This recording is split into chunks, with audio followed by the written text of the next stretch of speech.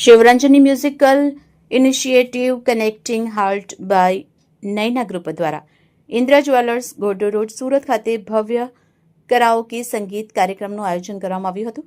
કાર્યક્રમમાં અનેક ગાયકોએ પોતાની સુરેલી રજૂઆતથી ઉપસ્થિત મહેમાનો અને શ્રોતાઓને મંત્રમુગ્ધ કરી દીધા હતા.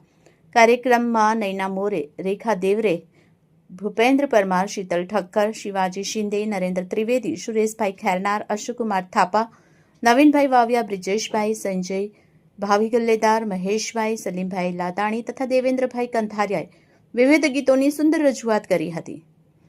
ઇન્દ્રિયા જ્વેલર્સના બળવંતભાઈએ પણ પોતાના મધુર સ્વરમાં ગીતો રજૂ કરી કાર્યક્રમમાં વિશેષ રંગ જમાવ્યો હતો.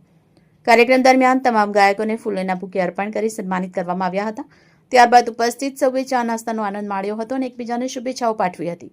આ પ્રસંગે મહેમાન તરીકે મમતાબેન પરમાર અને પ્રતીક્ષાબેન ત્રિવેદી ઉપસ્થિત રહ્યા હતા.